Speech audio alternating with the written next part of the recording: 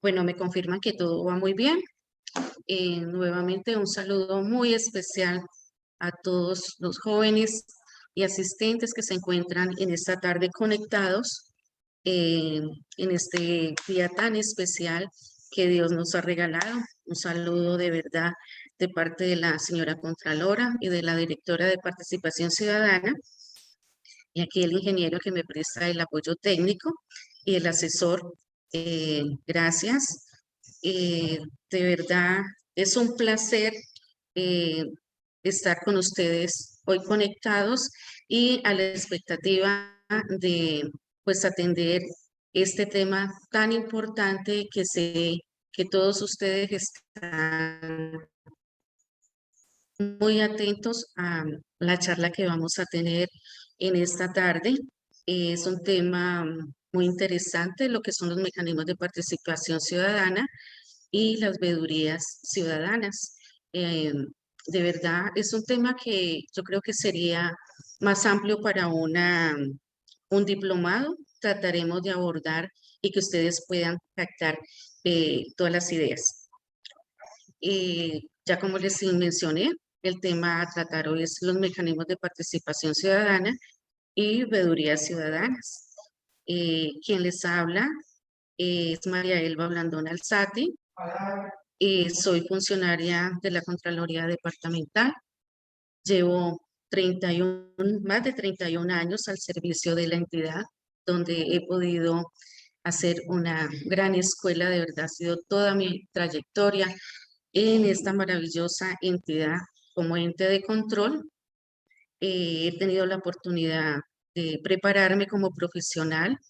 Mi título es abogada y especializada en Derecho Administrativo, egresada de la Universidad Libre de Colombia, seccional Cali, con una maestría en Políticas Públicas, con la Contraloría, perdón, con convenio de la Contraloría Departamental y la Universidad del Valle.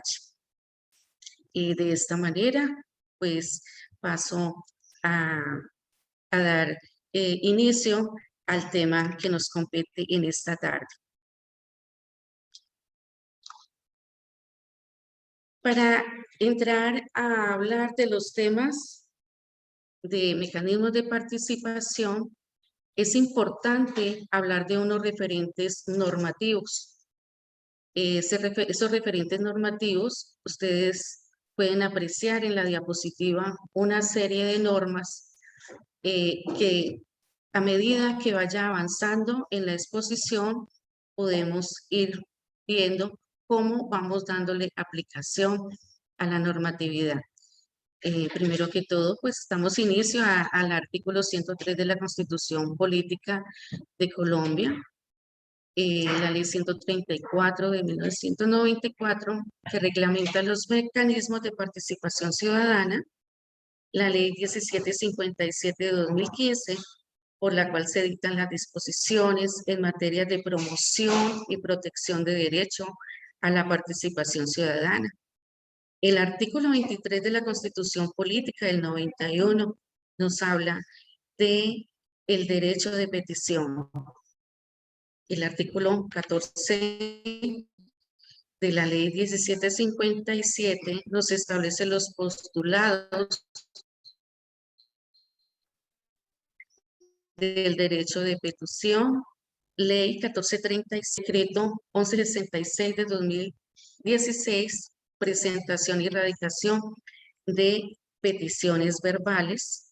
La ley 1712 del 2014, que regula el derecho de acceso a la información pública. El decreto ley 491 del 2020, se ampliaron los términos para la contestación de las peticiones particulares o generales frente a la emergencia sanitaria que hoy tanto nos angustia como es el COVID, que también pues en este caso se ha tenido en cuenta para resolver los términos en los derechos de petición. Por eso se contempla la ampliación, y una vez el gobierno nacional, a través de su ejecutivo, ya determine que no se continúa con la emergencia, volveremos a los términos anteriores que contempla el Código Contencioso Administrativo. La Ley 850 del 2003 reglamenta las veedurías ciudadanas y por último tenemos el decreto 403 del 2020 que surge del acto legislativo 04 del 2019 que reforma el control fiscal. Para entrar en materia es fundamental hablar de los principios fundamentales de la Constitución Política del 1991. Ella nos habla en su artículo primero que Colombia es un Estado social de derecho, que está organizada en forma de república unitaria, descentralizada, que es con una autonomía de sus entidades territoriales, democrática, participativa y pluralista, fundada en el respeto de la dignidad humana, en el trabajo y la solidaridad de las personas que la integran y en la prevalencia del interés general. En su artículo segundo nos habla que los que son fines esenciales del Estado, servir a la comunidad, promover la prosperidad general y garantizar la efectividad de los principios, derechos y deberes consagrados en la Constitución y facilitar la participación de todos en las decisiones que afectan en la vida económica, política, administrativa y cultural de la nación.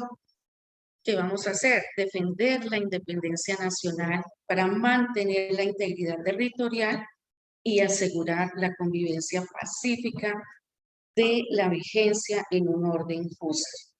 Como pueden apreciar en estos principios fundamentales, nos habla de ese Estado social de derecho, de una democracia participativa, donde nosotros los ciudadanos ya tenemos que apropiarnos de todas estas herramientas que nos da la Constitución Política de 1991. En el preámbulo de nuestra Constitución Política dice que son fines del Estado y que son los pilares fundamentales y constitucionales de los mecanismos de participación ciudadana en conjunto con el derecho fundamental de petición, del derecho de petición. Por eso más adelante me voy a detener un poquito hablando sobre la participación ciudadana y el derecho fundamental de petición. Estos van de la mano para que nosotros, los ciudadanos, a través de estos mecanismos, podamos asegurar la participación activa de cada uno de los ciudadanos o grupo de personas en el libre ejercicio de sus derechos y deberes dentro de un orden jurídico y respetuoso de los derechos ajenos en pro de una democracia participativa y de interés general. Iniciamos con el tema del mecanismo de participación ciudadana. Como les dije, a medida que vamos avanzando en el tema, nos vamos encontrando con el articulado que les hice referencia en el marco normativo. Era importante colocarlo, iniciar ese marco normativo para que vea cómo lo vamos desarrollando. Entonces, este es un principio constitucional que nos habla de los mecanismos de participación ciudadana. Este mecanismo de participación ciudadana nos habla sobre la participación. ¿Para qué participamos? Participamos para toma de decisiones. Sobre la participación, los ciudadanos participan de una manera democrática. No se suscriben únicamente a la esfera del poder político.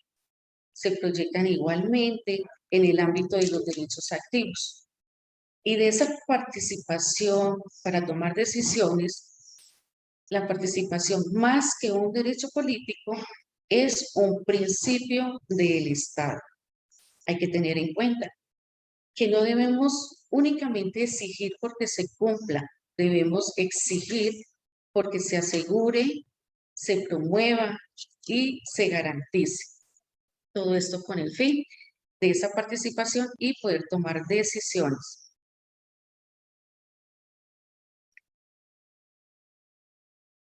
¿Cómo cómo podemos incidir los ciudadanos en esas decisiones públicas? Mire lo importante que cómo podemos los ciudadanos incidir en esas decisiones públicas. Pues de acuerdo con lo que nos trae el ordenamiento jurídico generada por nuestra Carta Magna, la Constitución Política de 1991, donde establece que los ciudadanos podemos determinar quién toma las decisiones con la elección de nuestros representantes mediante el voto. Entonces, como ya lo hablamos anteriormente, somos una democracia participativa que prevalece el interés general del particular y que nosotros los ciudadanos a través de ese voto podemos elegir aquellas personas que nos van a representar.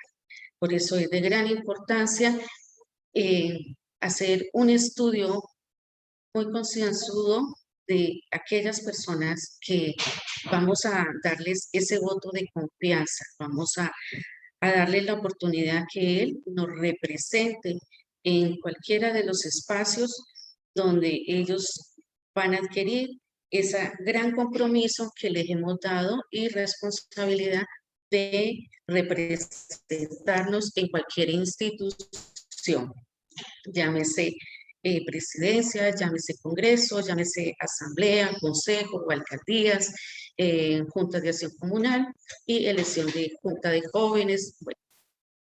El segundo punto dice que los ciudadanos podemos promover discusiones para la toma de decisiones mediante unos mecanismos de participación como son el cabildo abierto y la iniciativa popular normativa.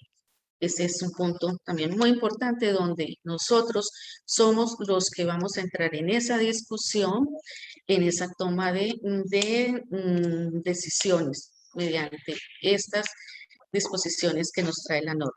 También nos dice que los ciudadanos podemos tomar decisiones directamente ante un referendo o una consulta popular.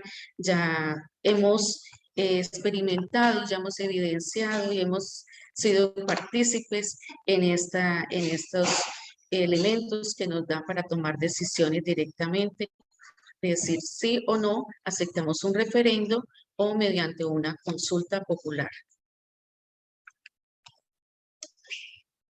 El siguiente punto nos habla de los mecanismos de participación ciudadana en Colombia. Pues los mecanismos de participación está establecido que es una herramienta que permite e incentiva la participación de los colombianos en decisiones colectivas de la nación, así no sean de parte de allí. Allí menciono y les dejo anotado a pie de página ese marco normativo para que los que quieran adquirir este material puedan servir de guía en cada uno de estos postulados normativos que hago mención allí, como en la ley artículo 103 de la Constitución Política del 91, la ley 134 del 94 que reglamenta los mecanismos y la ley 1757 del 2015 establece unas reglas y unos procedimientos para los mecanismos de participación ciudadana. ¿Cuáles serían esos mecanismos de participación ciudadana? Son 7 mecanismos que tenemos contemplados. El primero es el voto, que hablábamos de la importancia del voto. Nosotros somos los ciudadanos quien damos ese voto de confianza, por decirlo así, a aquellas personas que nos van a representar en las distintas corporaciones. Y seguidamente la consulta popular, la iniciativa popular, tenemos el cabildo abierto, el referendo, el plebiscito y la revocatoria del mandato. Cada uno de estos son unos mecanismos que nos permiten a la ciudadanía para poder nosotros poder pronunciarnos, poder salir y mediante una revocatoria del mandato, por ejemplo, si vemos que uno de nuestros gobernantes, ejemplo, podría ser un alcalde, se recogen firmas y con un determinado número se presentan a la registraduría. ¿Y qué queremos con eso? Pues queremos pronunciarnos y decirle, es que el candidato, nuestro candidato que ahora es el alcalde, resulta que incumplió con su plan de desarrollo y la verdad, pues queremos revocar su mandato. Son herramientas que nos da la nueva Constitución, pero que nosotros, la verdad, no las sabemos aprovechar, desconocemos, no somos estudiosos, no nos preocupamos por mirar qué mecanismos tiene la ciudadanía para pronunciarnos y hacer valer nuestros derechos eh, que tenemos.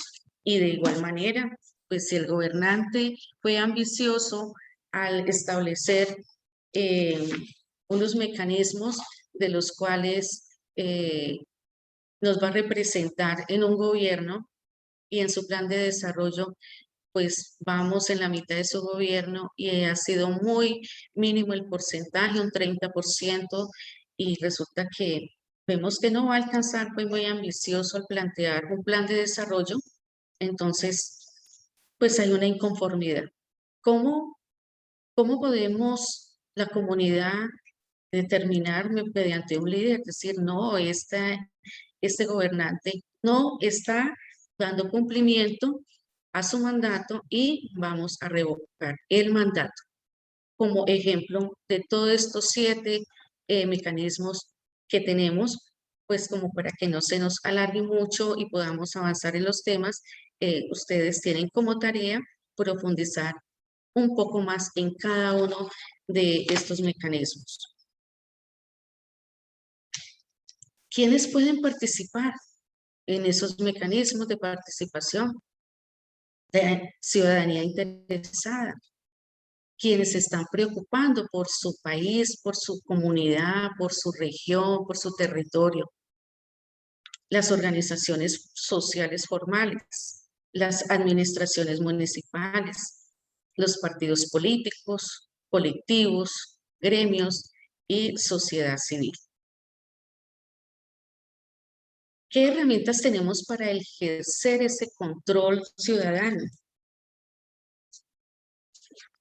El derecho de petición, la acción popular, la queja, la acción de nulidad, las audiencias públicas, las denuncias, acciones de tutela. Entonces, en este orden de idea vemos que cada uno de estas herramientas que tenemos que ponerlas en práctica para ejercer el control del control social,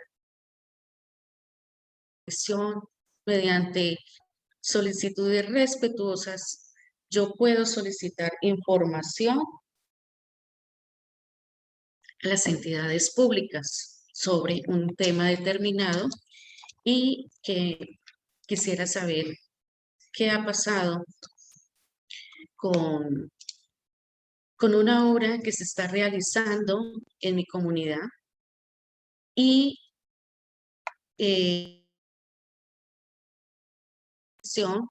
de manera verbal o manera escrita. Más adelante voy a desarrollar este tema de derecho de petición, entonces paso a mencionar las otras herramientas, la acción popular, donde nosotros podemos mediante una acción popular presentarla y decir, no, es que la obra que se está haciendo de la vía Cali-Candelaria, pues nos tiene afectados, ya lleva tantos años y está abandonada y entonces necesitamos que por medio de esta acción popular nos queremos pronunciar y tengamos una pronta respuesta y darle feliz término a esa obra. Las quejas, pues las quejas son las que se presentan a las diferentes entidades y las manejan con las PQR, quejas para ser resueltas. Estas las presenta cualquier ciudadano, cualquier eh, estamento, como puede ser una veeduría, y decir, vengo a presentar esta queja o radicarla por escrito o por medio de los correos electrónicos o las páginas de las entidades que tienen establecidas como procedimientos para que la comunidad pueda hacer útil esta herramienta. Una acción de nulidad mediante actos administrativos, vemos de que es necesario plantear de que se declare la nulidad de ciertas situaciones, no como funciona, como veedores pueden hacer esta acción o tomar decisiones, pero sí promover de que se determine una acción de nulidad, cumplimiento, son de actuaciones de carácter administrativo mediante las audiencias públicas. Las audiencias públicas es un gran mecanismo. La Contraloría Departamental con la presencia de la señora Contralora en estos 2 años de administración, ha tenido como política tener un gran acercamiento con la comunidad, con los mecanismos de participación, con las veedurías y con la comunidad en general, donde ella ha hecho un recorrido en el departamento del Valle y ha hecho varias audiencias públicas donde se les informa por las redes sociales de que la Contraloría va a hacerse presente en el municipio de Sevilla, en el municipio de Río Frío, en Cartago, en diferentes, en Jamundí, donde decimos vamos a hacer una audiencia pública, queremos que la comunidad participe, se ha hecho invitación de carácter general a todos los alcaldes, a sus veedores, a sus concejales, personeros y comunidad en general para que participen de esas audiencias públicas donde transmitan sus inquietudes, donde puedan determinar que hay irregularidades en ciertas obras que se están ejecutando en el municipio, que hay falencias en ciertos aspectos como en el medio ambiente.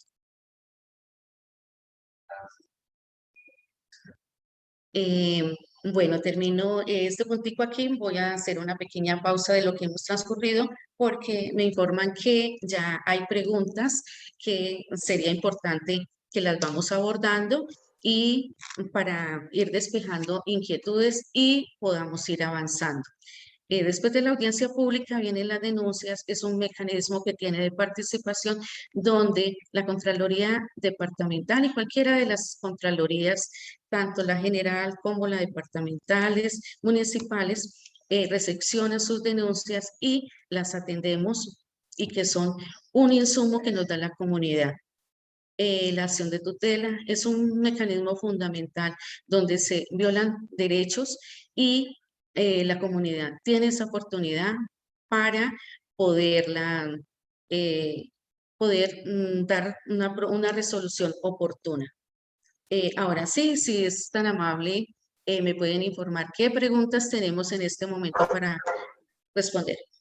Así es, doctora María Elba. Ya vamos a dar las 2 preguntas. A ver, nos pregunta Sebastián Jiménez. ¿Colombia es una democracia participativa o representativa?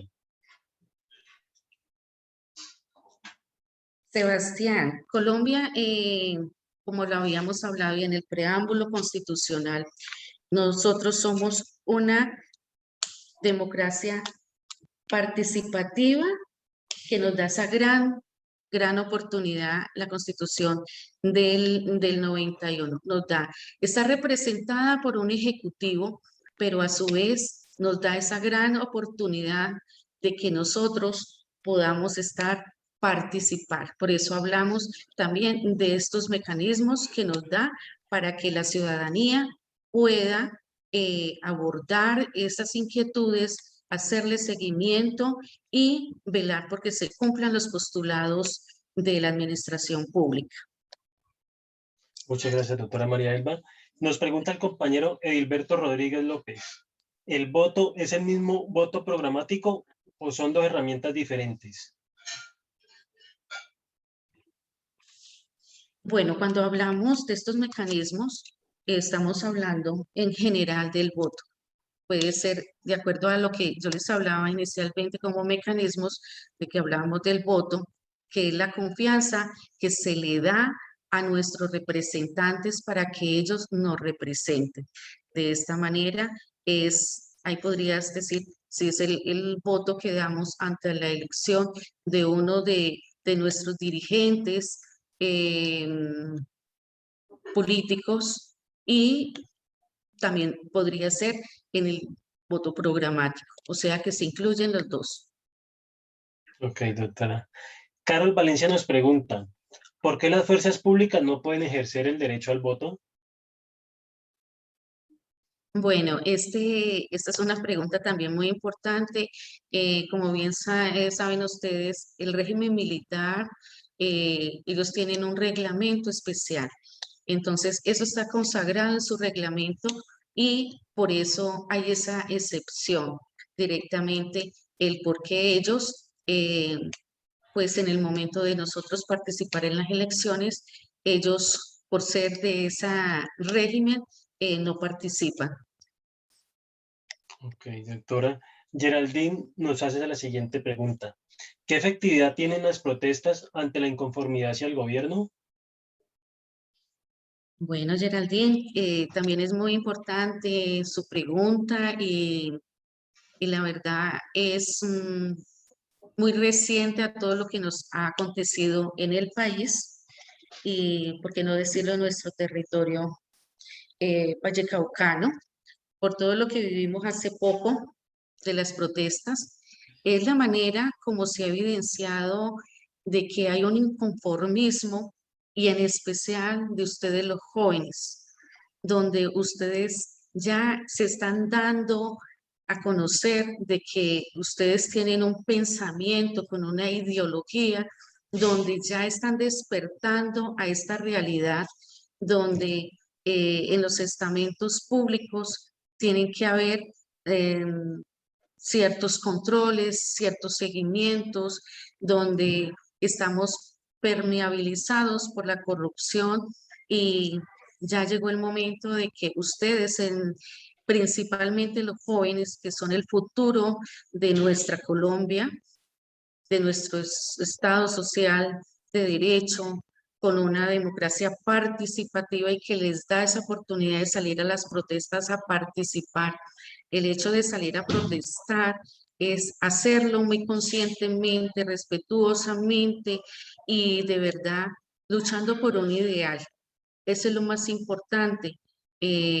Pero también hay que hacer esa diferencia, que si nos da esa facultad de protestar y reclamar nuestros derechos, y es hacer sentir lo que el pueblo necesita, de que ya está cansado, necesitamos un cambio, pero de una manera respetuosa, organizada y con unos argumentos válidos. Pero es importante, yo considero, desde mi óptica profesional y lo que he visto en las políticas públicas, es importante darle a conocer al Ejecutivo nuestro inconformismo para que se tomen los correctivos, ya que ellos son los que nos representan y ante el Congreso de la República, a quienes nosotros elegimos y muy prontamente que se vienen las elecciones, ser muy conscientes de a quién le vamos a dar ese voto de confianza para que tengamos un cambio. Tenemos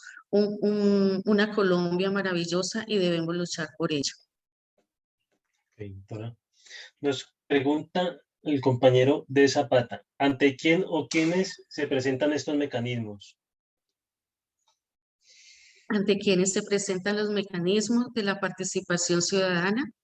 Sí, Bueno, esta es una pregunta de que vamos a irla respondiendo a medida que vamos avanzando porque los veo muy inquietos, pero la verdad, yo sé que era un tema muy importante y es importante y que están esperando tanto de los mecanismos de participación y las veedurías, pero les pido el favor de que vamos a ir avanzando y vamos a ir conociendo y ya muy pronto le voy a decir ante quién. Listo, doctora. Otra Gracias. pregunta. Dime. Vamos con esta de Edwin Ramos. ¿En la acción de tutela se acude únicamente cuando se están violando derechos fundamentales o cualquier derecho que está en la Constitución política?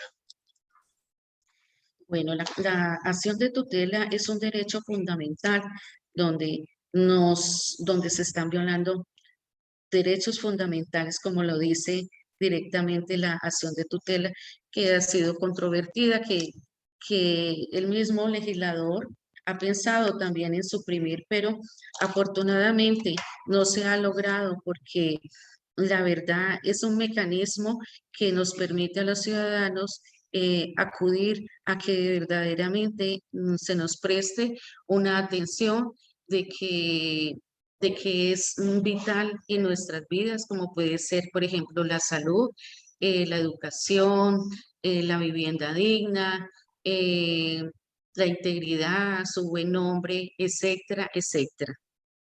Bueno, perfecto, doctora. Yo creo que podemos ir avanzando. Quedaron Correcto. en ese momentico dos preguntas. Las podemos ir respondiendo cuando sigamos el tema y, y sigamos entonces con nuestro, Muchísimas gracias. ¿vale?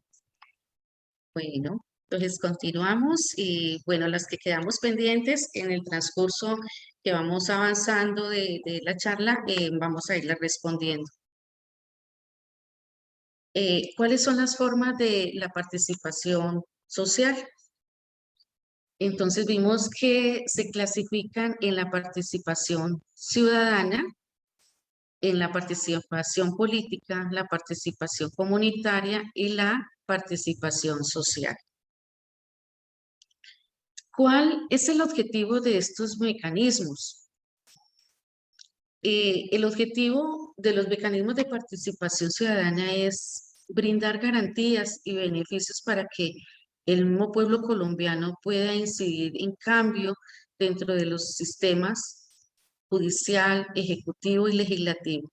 Lo que ahorita les acaba de decir, podamos incidir en ese sistema judicial donde eh, ya saben que la rama judicial, los entes que la componen, la rama eh, de justicia, el ejecutivo, que estaría hablando de el ejecutivo a nivel nacional, estaríamos hablando de nuestro presidente de la República y el legislativo es el Congreso de la República a través de nuestros congresistas que son los que legislan. ¿Para qué? Para que la ciudadanía pueda mostrar su inconformidad o apatía frente a un partido político o ante un dirigente. Por eso, este es el objetivo primordial que tenemos para participar la ciudadanía. Estos son los beneficios que tiene el pueblo colombiano para que se den estos cambios dentro de estas instituciones. ¿Cuál es la función de un ciudadano? Es importante esta pregunta. La función de un ciudadano es de investigar, es de prevenir y sancionar los hechos que atenten contra la ética pública y moral administrativa. El ciudadano debe velar porque el cumplimiento de los principios constitucionales del debido proceso y de legalidad de toda actividad administrativa del Estado. Cuando hablamos de prevenir, investigar y sancionar, es el seguimiento que nosotros, el pueblo, los ciudadanos, las instituciones, eh, los jóvenes organizados, las veedurías organizadas, los profesionales, se reúnan y digan, bueno, esto está atentando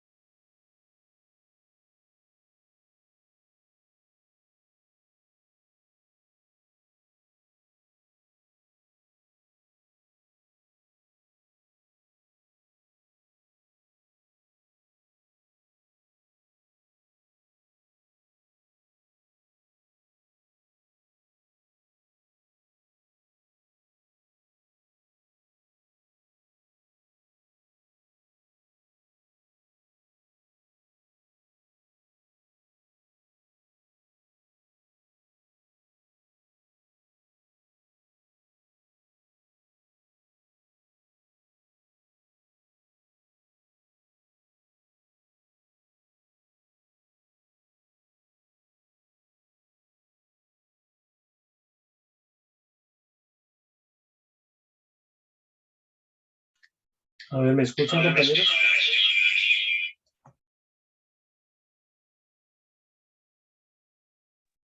Compañero, ¿me escuchan?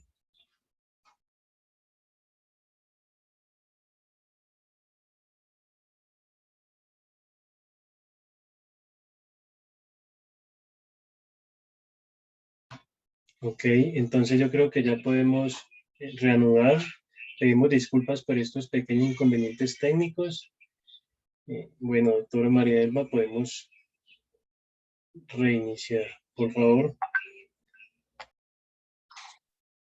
Bueno, ya el doctor Julio César pues se ha excusado por una falla técnica que tuvimos en el momento, pero bueno, ya con nuestros profesionales ya se le dio solución y podemos continuar con el tema.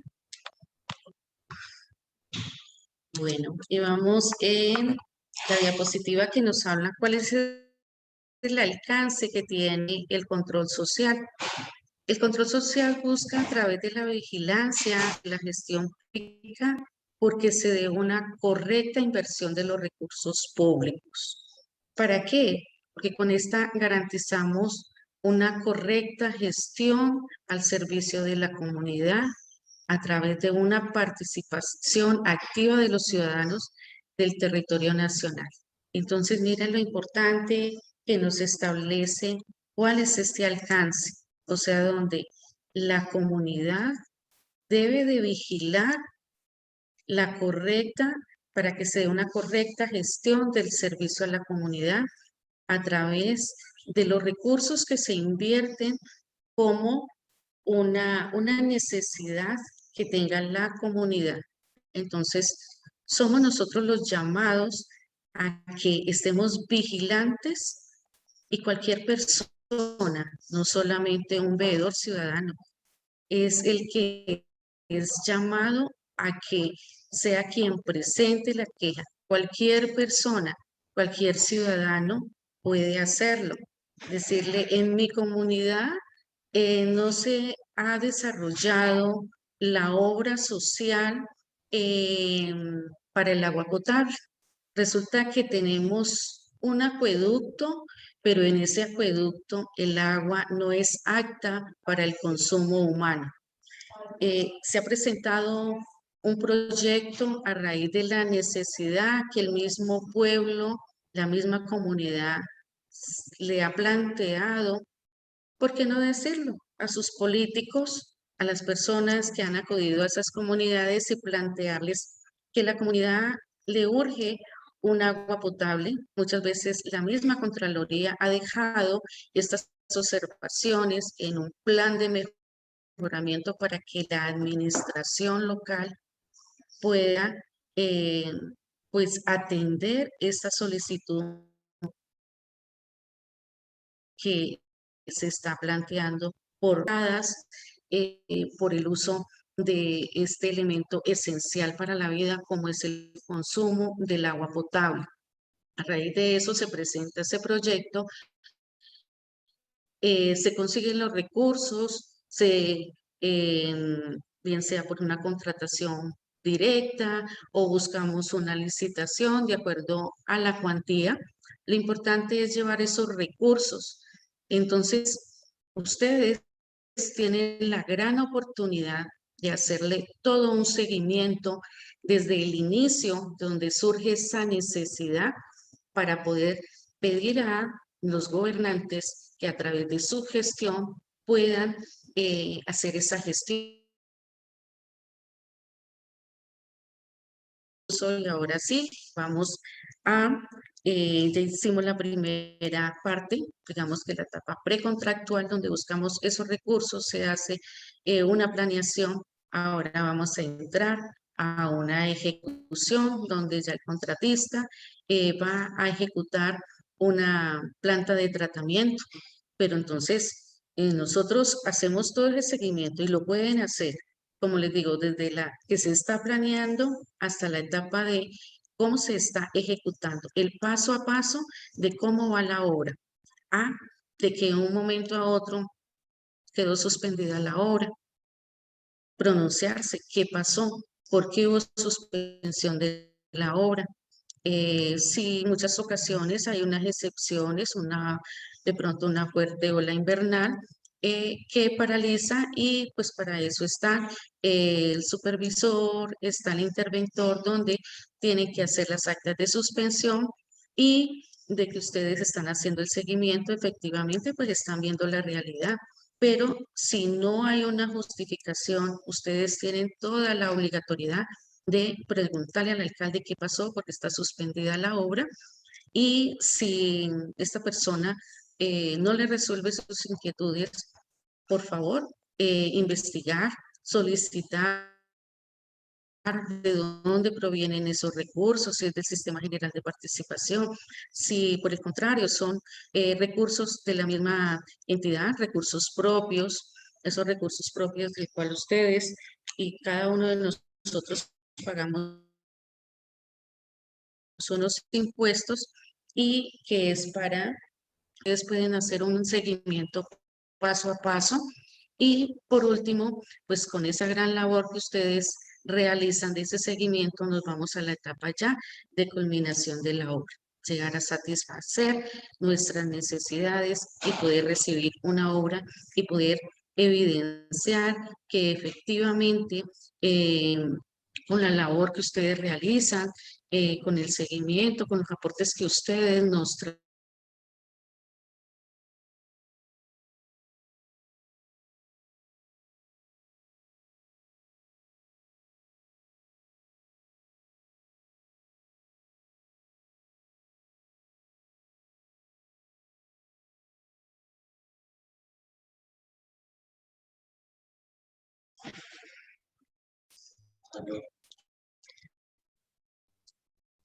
bueno, continuamos.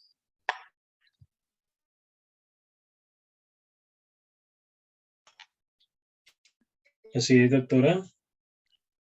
¿Cómo estamos con el audio? ¿Bien, compañeros?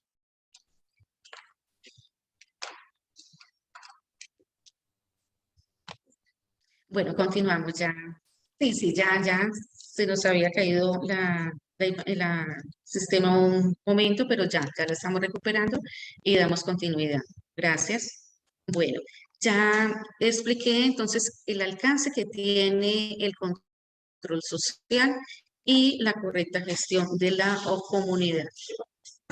Antes de pasar a, a ese alcance que tiene el control social, es importante eh, también hablar sobre cuál es el objeto de ese control social ciudadano.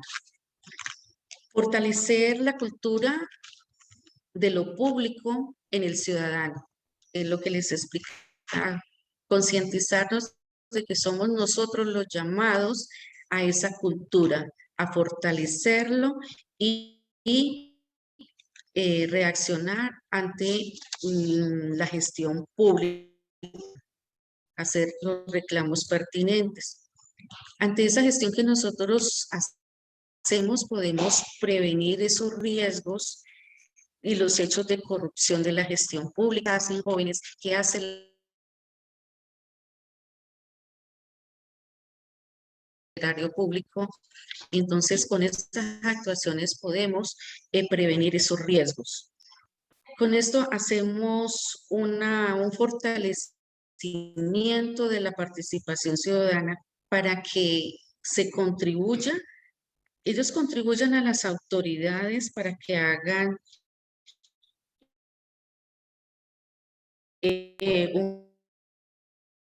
un manejo transparente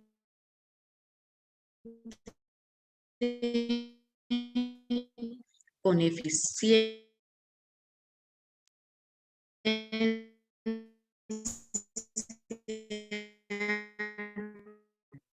y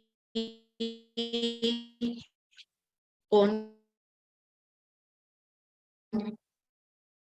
economía.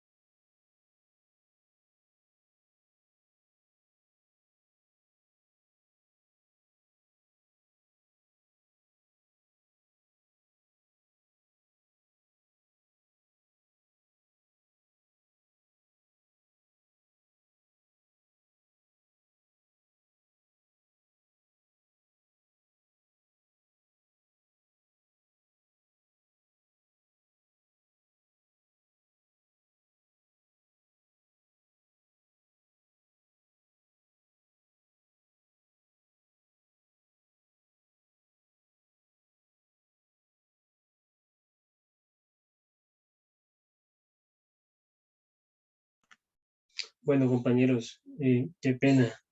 Ofrecemos disculpas. Al parecer en nuestra entidad dentro de la gobernación presentamos fallas por el tema de satelital. Ya estamos solucionando. Esperamos tengan una mayor comprensión, por favor.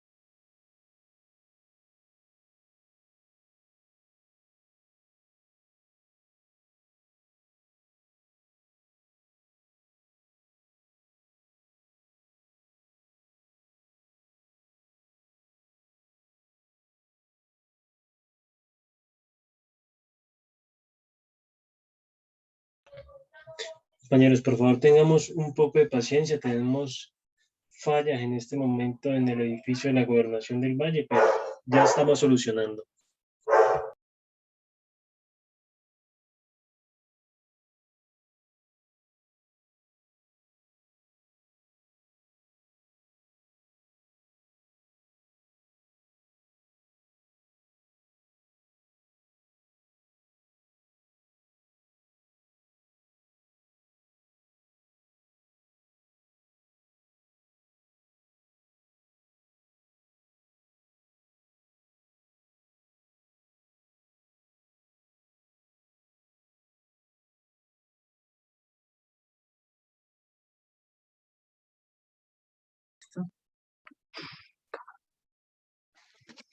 Bueno, continuamos con el siguiente tema que les había planteado, es el mecanismo del derecho de petición.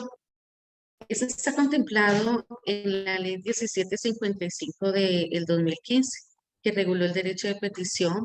Ustedes ya saben, es un derecho fundamental que está establecido en el artículo 23 de la Constitución Política de 1991 y que con la ley 1755 del 2015 reguló este tema, estableciendo que nosotros podemos presentar los derechos de petición de manera escrita o de manera verbal. Que siempre que se cumpla con lo definido en dicha ley respecto a la necesidad de presentarlo en la oficina o en la dependencia que la entidad defina para tal fin.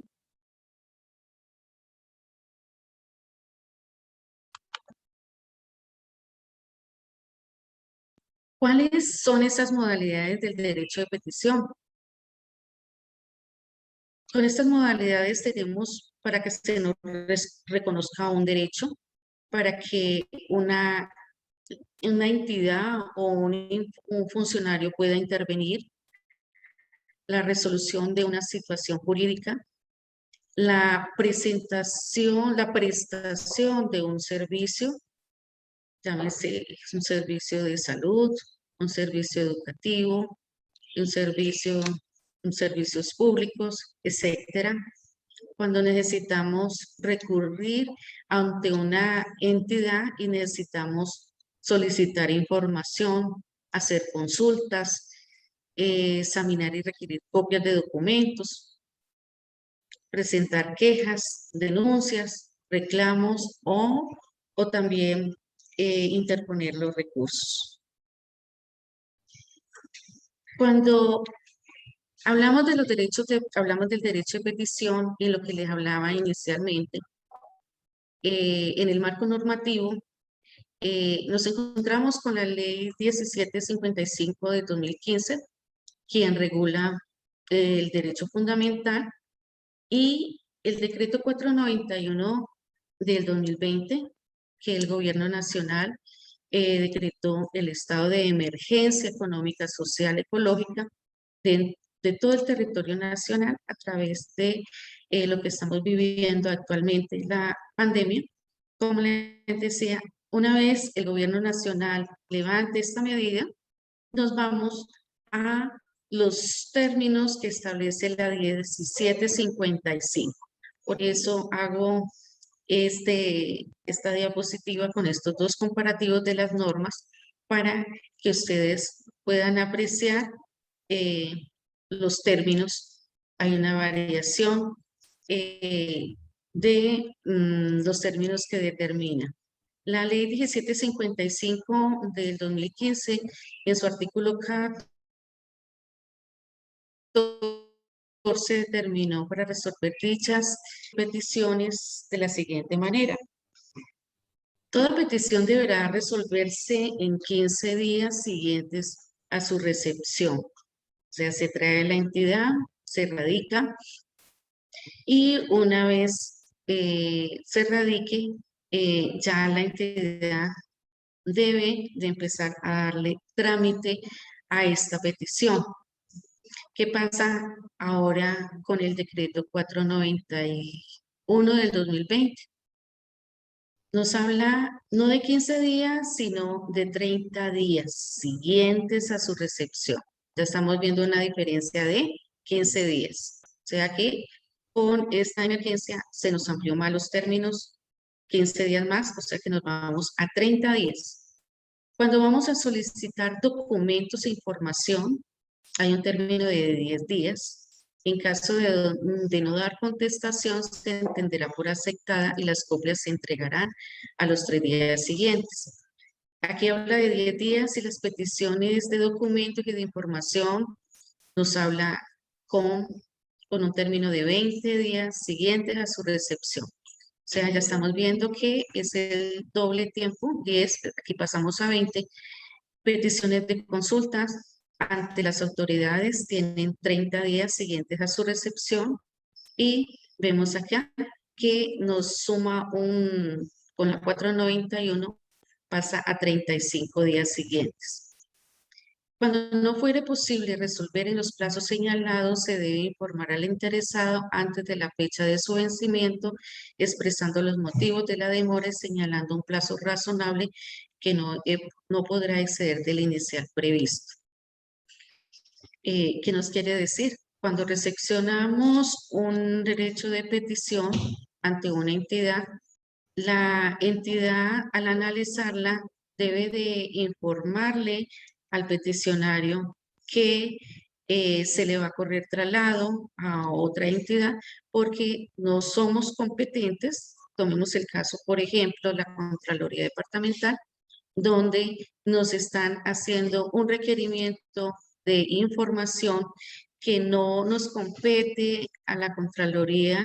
Nos están pidiendo información de un funcionario que laboró en la Contraloría Municipal de Cali y nos la están dirigiendo a la Contraloría Departamental. Con este ejemplo quiero significar que nosotros no tendríamos la información y se le da traslado a la Contraloría Municipal, pero informándole al peticionario de que nosotros le hemos dado un traslado para que esta entidad sea quien le resuelva su derecho de petición y de esta manera pues ya quedaría resuelta por parte de la Contraloría Departamental.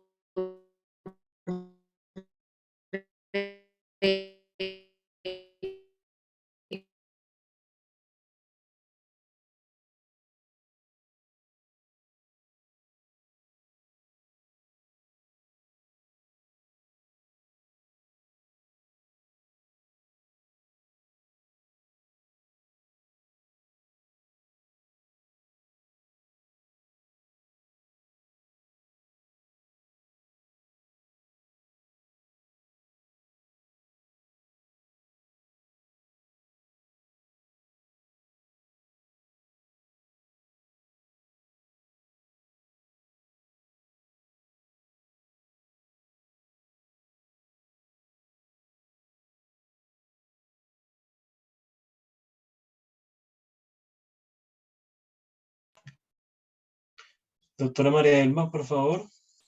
Compañeros. Ingeniero, por favor, el soporte técnico.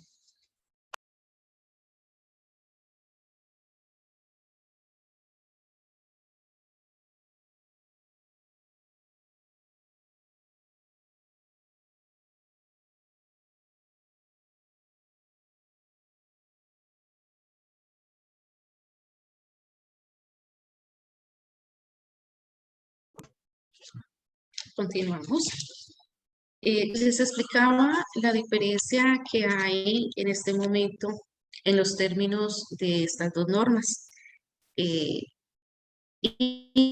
venía explicándoles también que qué ocurre en el caso de que una entidad haga caso omiso a la respuesta de un derecho de petición, donde ustedes, utilizando este mecanismo, bien sea porque necesiten que eh, les den copia de documentación o una consulta o un seguimiento, igual de las mismas insumos que ustedes nos han presentado como denuncias ciudadanas.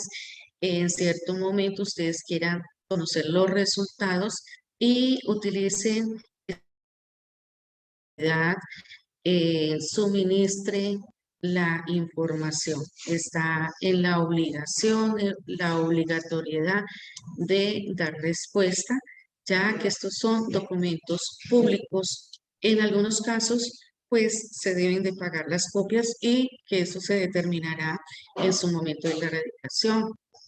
Eh, También es importante aclararles que en estas dos normas, hacerle claridad cuando ustedes vayan a radicar los documentos, se dirigen a la entidad competente para que pues no tengamos estos tropiezos con las entidades públicas.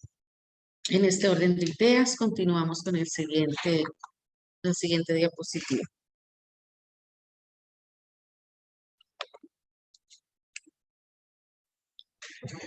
Bueno, ¿cuáles son esas entidades públicas y privadas que nos pueden asesorar para la presentación de las peticiones?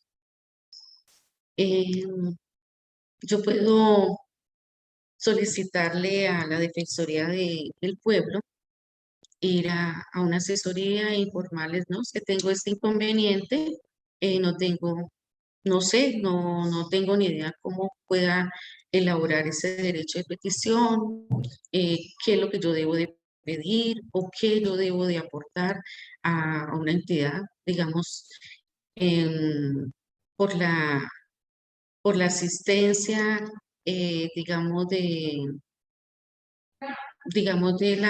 una obra que se está ejecutando en mi barrio y resulta que me taponaron la entrada de mi casa y ya llevo varios meses, lo que me está perjudicando y necesito saber cuánto tiempo se va a demorar, qué, qué es lo que tiene que hacer la administración para garantizarme el acceso a mi vivienda y que no me perjudique eh, el ingreso, porque tengo mi vehículo, me toca dejarlo muy apartado de mi vivienda y he tenido consecuencias como el robo de los espejos, me le han quitado las llantas, entonces eso me está causando un perjuicio.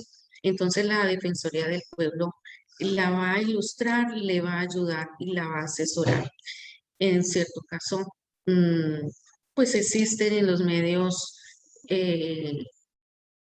ya tecnológicos donde nosotros podemos acceder y nos puede dar las pautas cómo elaborar el derecho de petición. No necesariamente tenemos que tener la ayuda de un profesional del derecho o que tengamos que pagarle a un abogado para poderlo realizar. Tenemos la Procuraduría General de la Nación, lo que hablaba, pues estas personas también nos pueden asesorar, decirle, "Verás que estoy entregando los derechos de petición, estas entidades no me han dado respuesta o estoy radicándolas donde no es la competencia, entonces esta entidad podrá darle las pautas, asesorarla. Lo mismo ocurre con las personerías distritales y municipales. Ellas con sus personeros les ayudan a elaborar esas peticiones respetuosas. Y por último, los consultorios jurídicos. Los estudiantes que ya están próximos a terminar su carrera en Derecho, también les pueden dar esta asesoría. O sea que estas entidades están siempre prestas a colaborarle a la comunidad donde ustedes pueden acercarse y recibir una pronta solución. Lo más importante en este seguimiento de que qué es el derecho de petición, para qué nos sirve, ahora también es de tener un pleno conocimiento de cómo nosotros vamos a elaborar ese escrito que se llama derecho de petición ante cualquier autoridad o entidad. Más adelante vamos a hablar que los derechos de petición se pueden hacer de manera escrita y manera verbal. Vamos a hablar en este momento de un derecho de petición o una solicitud respetuosa, que no necesariamente usted al momento de solicitar un derecho de petición tiene que invocar el artículo, el hecho de hacer una solicitud respetuosa. La entidad pública está en la obligación de darle respuesta. Primero que tener claro la entidad o persona que va dirigida al derecho de petición. Creo que se cayó. ¿Siguió? Ah, no. La entidad o persona a quien va dirigida el derecho de petición, el nombre completo de la persona que representa la petición, el número de documento de identidad, bien sea por documento, una cédula, si es un menor por su tarjeta de identidad o pasaporte según el caso corresponda. En ese escrito debemos dar una explicación clara, concisa, de lo que nosotros queremos solicitar o lo que nosotros necesitamos.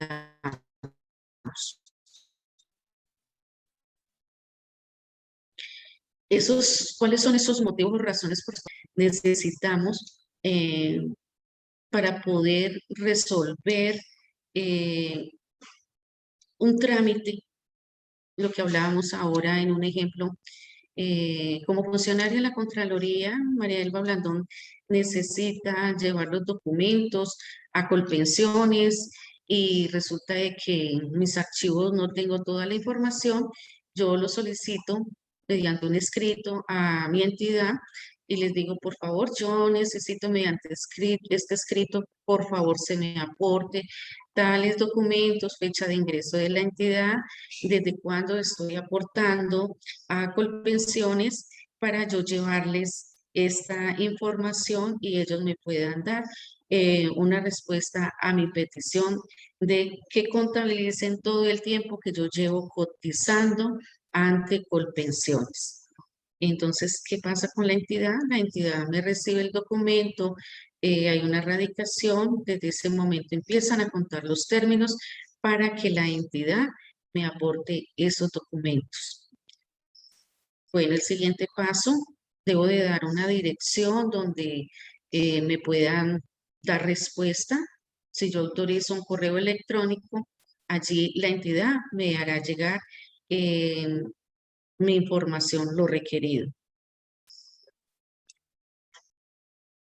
En esta diapositiva ustedes pueden apreciar un modelo de derecho de petición, casualmente lo que hablaba de Colpensiones.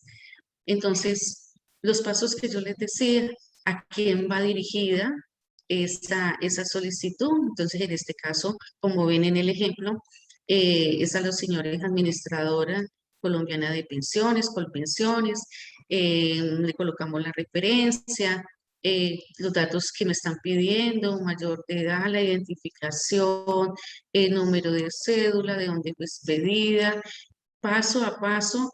Esto mismo ustedes lo sacan por internet y asimismo van llenando estos espacios y ustedes complementan cuál es la solicitud, qué es lo que ustedes necesitan narrando esos hechos.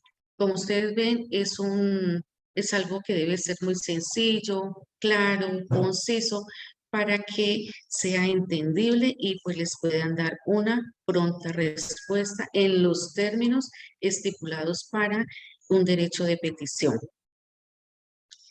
La siguiente, ya pasamos de la derecho de petición, ya vimos mecanismos de participación, pasamos a lo que nos habla la Constitución de el derecho de petición. Era importante complementarlo para ya pasar al siguiente paso de las veedurías ciudadanas. La veeduría ciudadana la contempla la Ley 850 del 2003. Es la norma que la regula, donde ustedes pueden acudir, donde pueden investigar y pueden ilustrarse mejor. Como le digo, esto es un tema que lo enriquece, que uno se apasiona con este tema. Y si nos vamos a investigar más, tenemos jurisprudencia, tenemos una serie de normas que lo complementan. Y más con ustedes, los ciudadanos, los jóvenes que están a puerta de sus elecciones juveniles próximamente. Entonces, ustedes con ese interés, con esa, de verdad es enriquecedor saber de que estamos con ustedes dándoles estas pautas para que ustedes conozcan de estos temas y puedan prepararse y sepan a qué se van a afrontar y qué pueden hacerlo, por qué están aquí, por qué están interesados hoy en esta tarde, escucharme y darle unas pautas de lo que hemos ido aprendiendo en el camino de nuestras funciones públicas y más ahora que estoy en la Dirección de Participación Ciudadana, lo importante de ver cuáles son estas herramientas que nos dan las normas para que ustedes como comunidad, para que ustedes se agrupen, para que conformen estos grupos de jóvenes, grupos de profesionales, grupos de veedores, donde pueden de verdad darle un gran aporte a nuestra comunidad, a nuestro país, qué hermosa nuestra Colombia, y que de verdad le hagamos un seguimiento a todos nuestros recursos públicos y que ustedes sean ese pilar fundamental de que puedan ir de la mano de la Contraloría Departamental en cada una de sus auditorías. Es un insumo importante lo que ustedes suministran, lo que ustedes radican como denuncias, como peticiones por todas las situaciones que se van presentando en cada uno de sus municipios. Bueno, en ese orden de ideas, la definición de la veeduría ciudadana nos habla que es un mecanismo democrático de representación que le permite a los ciudadanos o a las diferentes organizaciones comunitarias para ejercer sobre la función pública respecto a las autoridades administrativas, políticas, judiciales, electorales, legislativas y órganos de control. Ante todas estas entidades se puede hacer un seguimiento de su gestión pública. Ahora nos habla de que nos hacemos esa gran pregunta. Yo quiero ser veedor, pero ¿cómo voy a conformar una veeduría ciudadana? Yo creo que es de las más importantes. Yo quiero ser una veedora, pero ¿cómo hago? Yo no sé cómo eh, de verdad decir que soy veedora, pero yo para ser veedora tengo que cumplir unos requisitos y tengo que irme de la mano y tengo la orientación. Ustedes se van a la ley 850 del 2013 en su artículo tercero que le di. Dice, hay unos procedimientos para conformar esas veedurías. ¿Y cómo se hace? Pues resulta que vamos a hacer una elección democrática. Yo reúno mis compañeros, mis amigos de barrio, agremiaciones, profesionales, jóvenes, sindicatos, etcétera.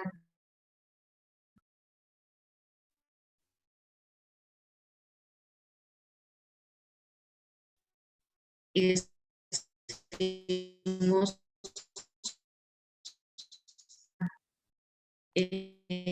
a la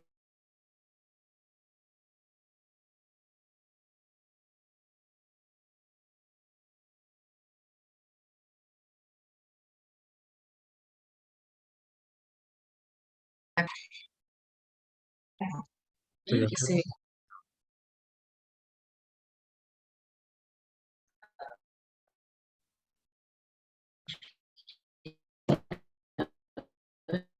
acuerdo.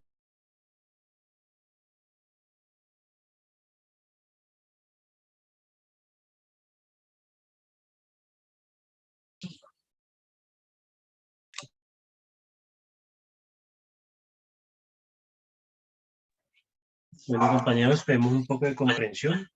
En el día de hoy hemos presentado fallas técnicas en el edificio, no solamente en la Contraloría, sino en las demás secretarías, pero por favor esperemos tengan una mayor comprensión con respecto al tema. Ya estamos dándole solución y con el ingeniero está dando el soporte técnico.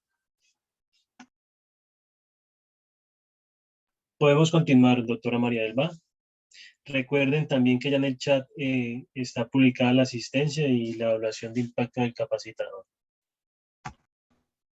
Gracias, doctor Julio. Qué rico, ya le iba a hacer esa pregunta, si ya teníamos el link para que puedan diligenciar la asistencia. Recuerden que es de gran importancia las respuestas que van a dar. Es un pequeño conocimiento para que por favor lo desarrollen y también la evaluación de la capacitadora.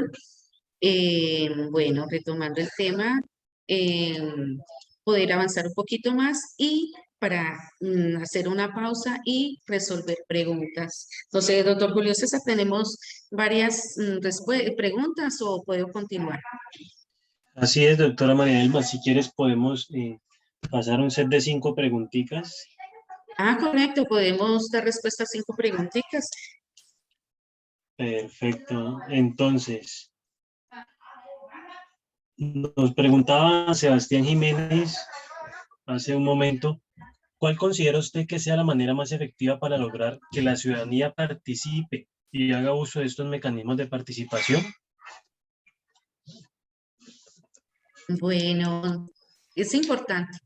Lo acababa de decir que no necesariamente tiene que ser un veedor para o conformar a una veeduría. Es opcional a que los jóvenes tengan sus grupos, los profesionales, y que cada una de estas agrupaciones puedan hacer una vigilancia. Cualquier persona lo puede hacer. Lo importante es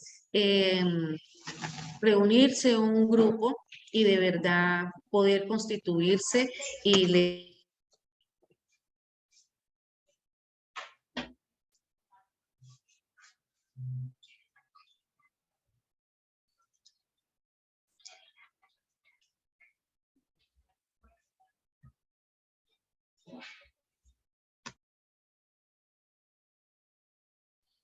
Sí, doctora María Elba, compañeros, por favor.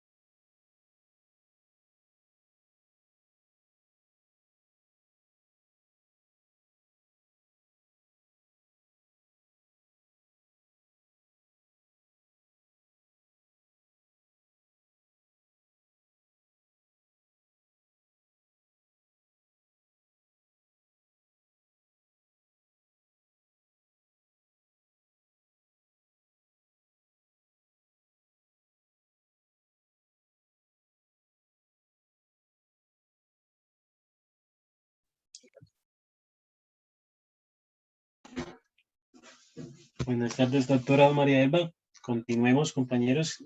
Reiteramos nuestras más sinceras excusas por las fallas técnicas.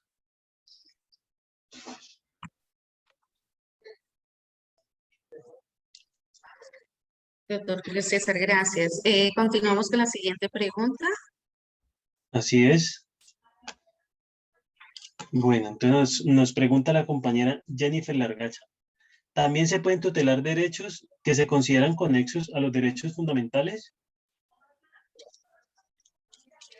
Bueno, como hablábamos es un derecho fundamental, donde se determina directamente, acuerde que tenemos que tener un procedimiento para poder llegar a ese momento de invocar ese derecho fundamental, el derecho fundamental a, a, a tutelar, derecho que se vulnera y que debe de ser, eh, que ponga en riesgo la vida, la honra, la salud de una persona, su integridad, para que quede más claro como derecho fundamental. La misma constitución política la determina y que le pueda quedar más claro. Es conexa y después de que sea un derecho fundamental, eh, se puede acudir ante el juez competente. Muchas gracias, doctora. Nos pregunta el compañero Joymer Yair. ¿Cuál sería el valor de los ciudadanos para protestar por lo justo y no se les vulnere sus derechos? ¿Me repites, por favor?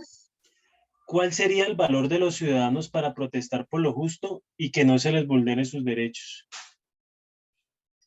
Bueno, ese valor ciudadano de que los jóvenes, como hablábamos, de que reclamen lo justo y que no se les vulneren los derechos, es la manera de pronunciarse.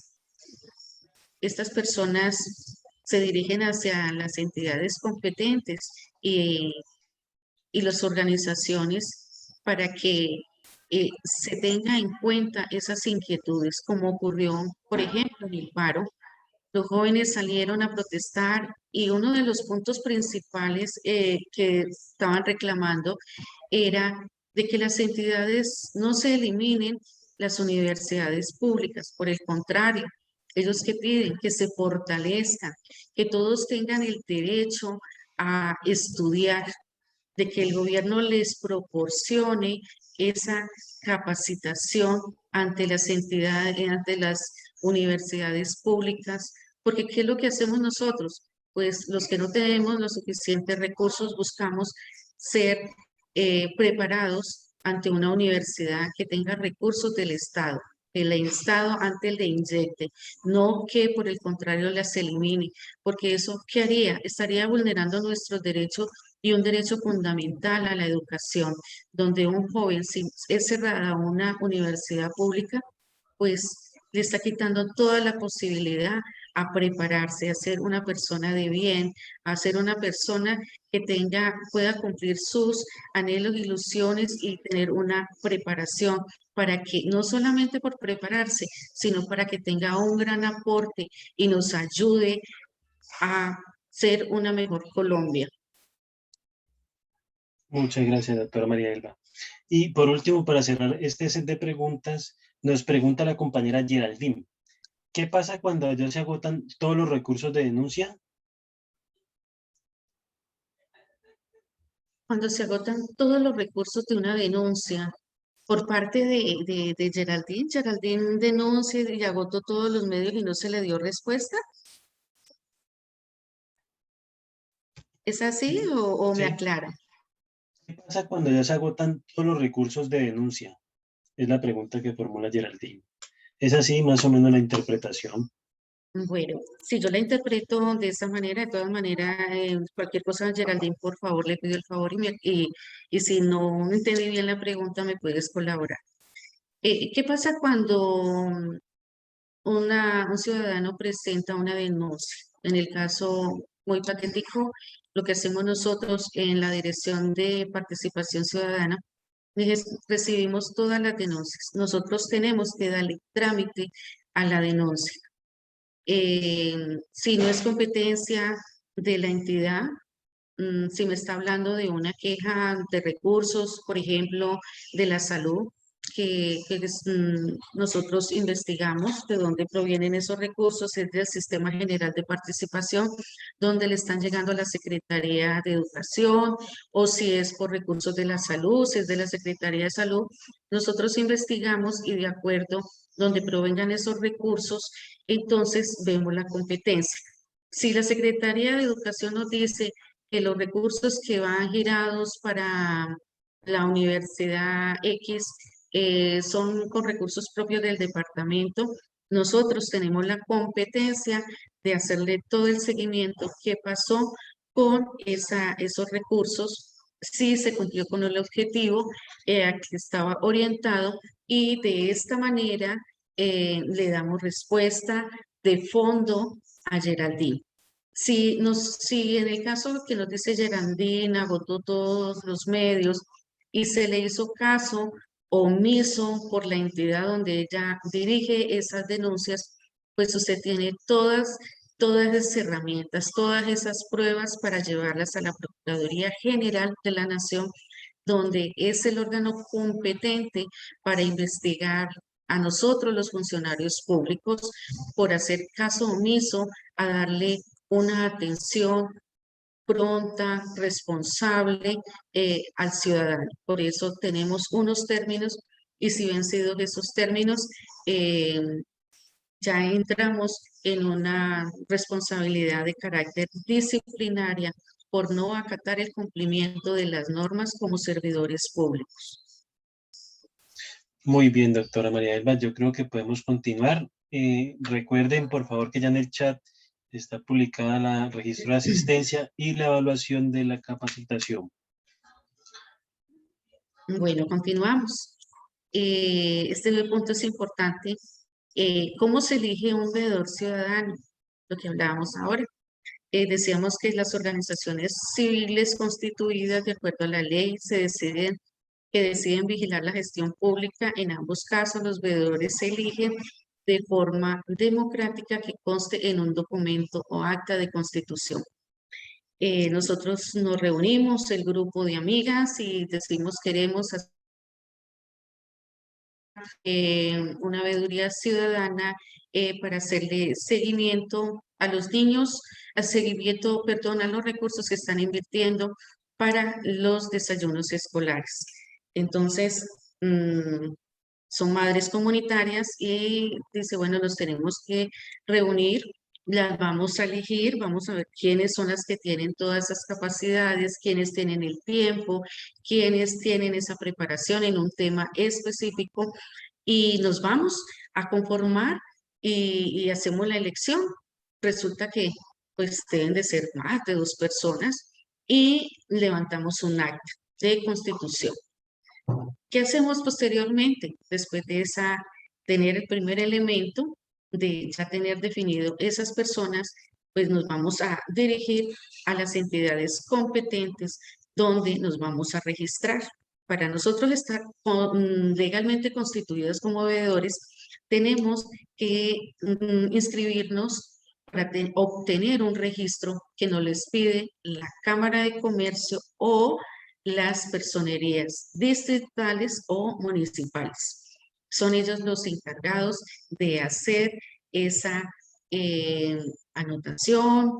¿Y qué hacemos? Una vez queda anotado en el libro, en el caso de las cámaras de comercio, le dan un número de registro, ese es como su matrícula, que usted sabe que está legalmente constituida, y las personerías levantan el acto administrativo en el cual les dice que ustedes reúnen todos los requisitos que les piden para poder quedar inscritas y obtener un registro como veedores ciudadanos.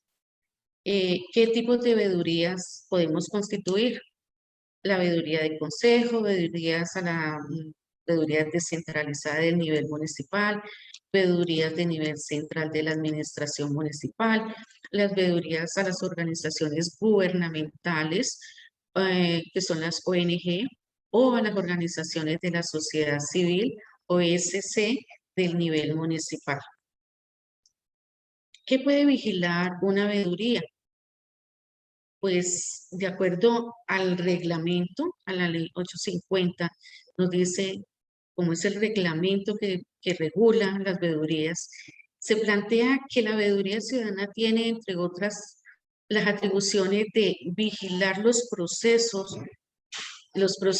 de contratación, de planeación, de presupuesto, del gasto público, y es así como los procesos de contratación pública. Todo esto va de la mano.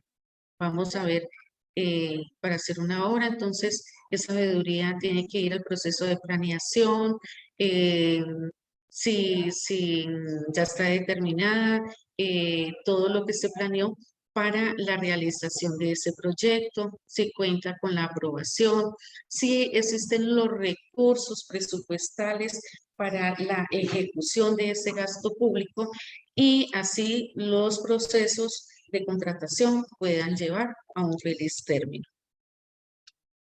¿Qué se necesita para ser un veedor ciudadano? Hay unos requisitos.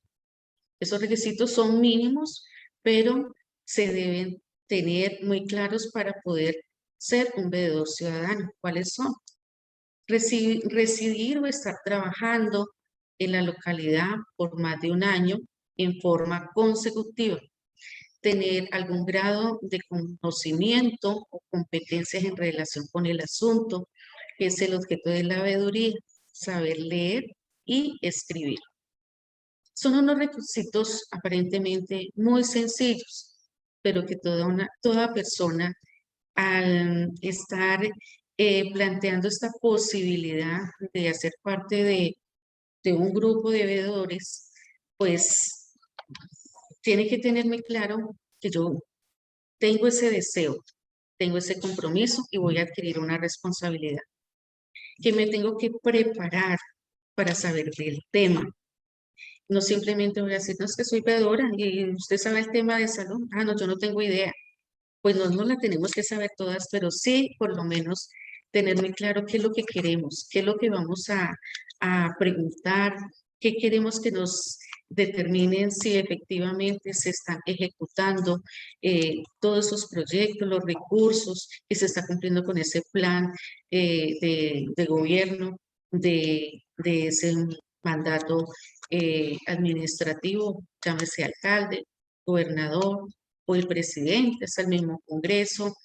Nosotros podemos hacerle esa forma consecutivo, ese conocimiento de competencia, saber de verdad para dónde vamos y qué es lo que nosotros pretendemos al hacer parte de una veeduría, no simplemente por tener un nombre de veedor y un registro.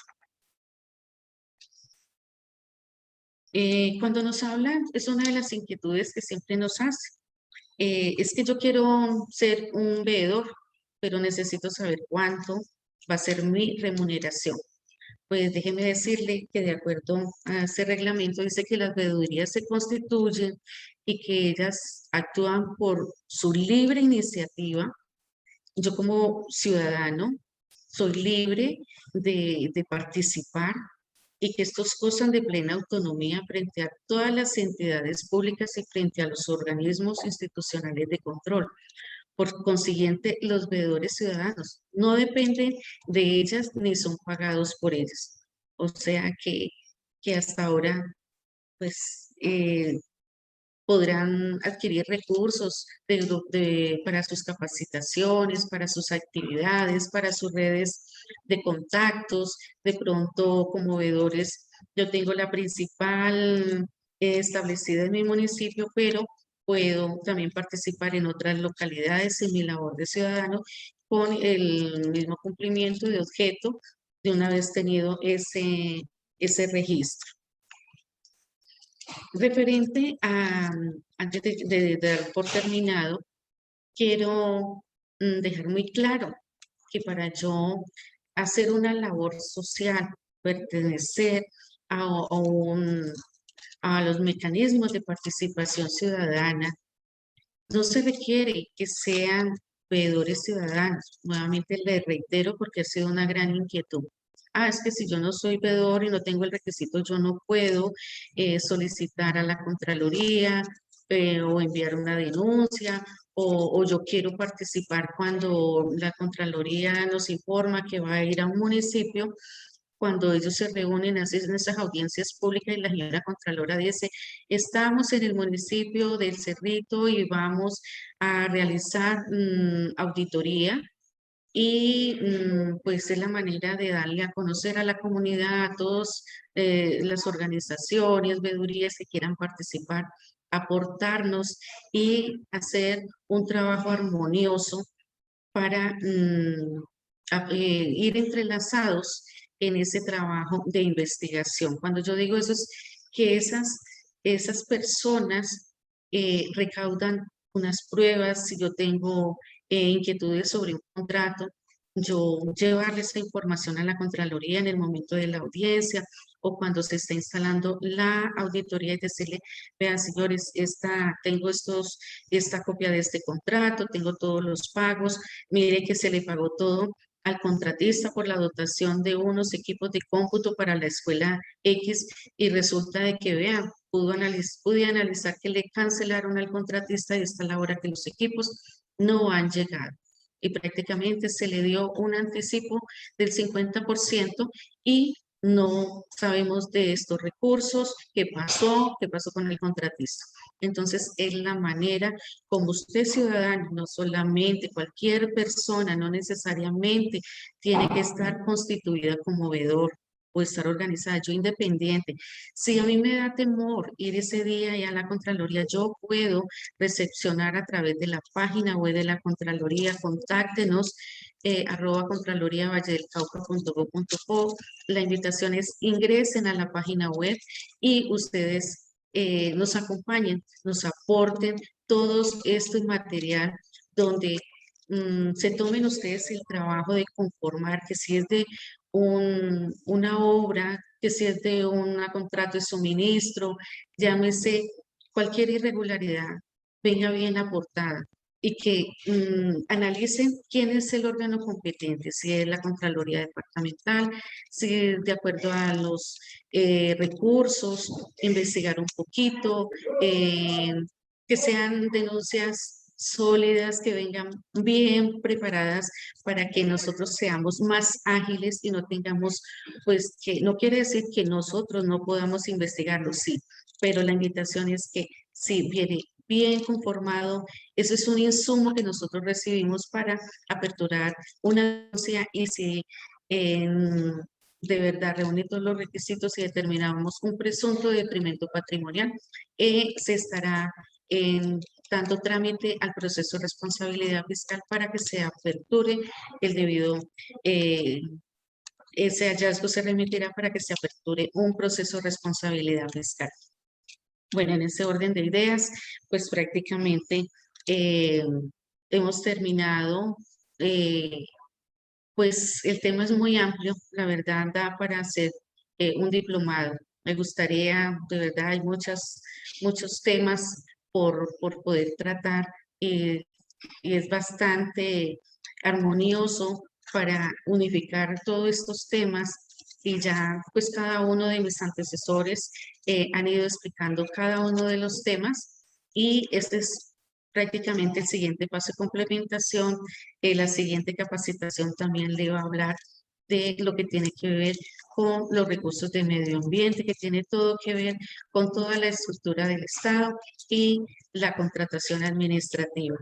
Yo los invito a que continúen con ese entusiasmo, con esa iniciativa de querer prepararse, de querer adquirir todos estos conocimientos. Cada día aprendemos más y todo lo que nosotros podamos también aprender de ustedes, de sus experiencias, eso nos enriquece mucho. Entonces, continuar trabajando. Les deseo muchos éxitos. De verdad, muchas gracias. Disculparnos por los impases tecnológicos, pero pues se nos escapan de las manos. Usted sabe que la tecnología también a veces presenta sus inconvenientes. Doctor Julio César, me gustaría saber si hay preguntas al respecto. Muchas gracias, doctora María Elba. Solamente veo una pregunta aquí en el chat y es la siguiente, del compañero de Zapata. ¿Durante cuánto tiempo se puede ejercer la labor de veeduría? Oh, qué bien, estás bien atento. Pues la norma le comento que nos establece que, que no, cuando se conforma una veeduría ciudadana, no se debe estipular un tiempo, no puede ser, decir, indefinida. Eso nos dice la norma. No puede estar constituida indefinidamente. Yo tengo que decir para qué tiempo fui elegido y de qué manera yo voy a ejercer esa veeduría y en qué temas y en qué territorio lo voy a hacer. No quiere decir que apenas termine usted ese periodo, usted puede nuevamente renovarlo, pero no dejarlo allí como un tiempo indefinido. Eso nos habla la norma. No sé si Listo, quedó doctora. claro. Aquí pregunta Yara. ¿Y los que son elegidos por un periodo de 4 años, cuáles son los requisitos? Disculpe, ¿me repites? Los que son elegidos por periodo de 4 años, ¿cuáles son los requisitos? Pregunta Yara. Ajá, igual, los requisitos que te piden para la inscripción en el registro, ya lo habíamos visto, nos decía que tengo que llevar, primero que todo, el acta.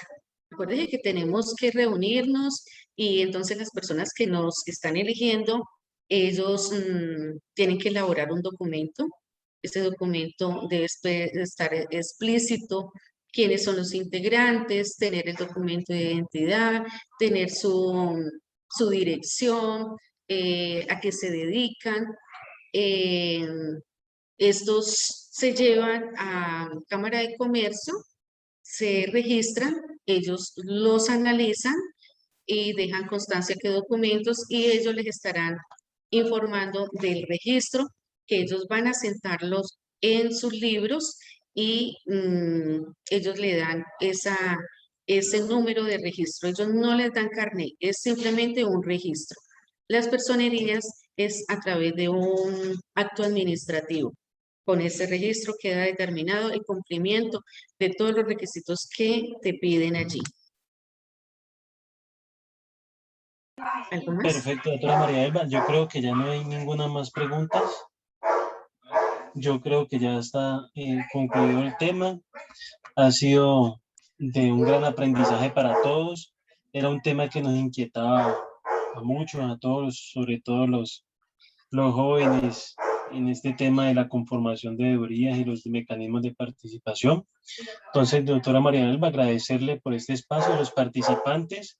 Y antes de despedirse, doctora María Elba, quisiera recordar a los compañeros que vamos a hacer la séptima sección, que consiste en un conversatorio y que a su correo les llegará un formulario que es una pregunta en la cual nosotros tendremos como base sobre qué temas o qué dudas o sobre qué vamos a reforzar en esa séptima sección que la vamos a hacer de manera interactiva con la participación de todos. Listo, doctora, entonces podemos dar por concluida esta cuarta sección. Agradecemos a todos y doctora, ahí tiene el escenario para que nos despidamos de los compañeros. Muy buena tarde. Gracias, doctor Julio César. Aquí cuando me despido, les dejo este pequeño escrito y los invito a que reflexionemos. Son los ciudadanos comprometidos con un mundo mejor los que impulsarán los próximos cambios. Y ese mundo mejor no solo es necesario, también es posible y lo podemos lograr. Gracias a ustedes, jóvenes, y continúen con ese ánimo y con ese interés de hacer parte de este país que es hermoso. Muchas gracias.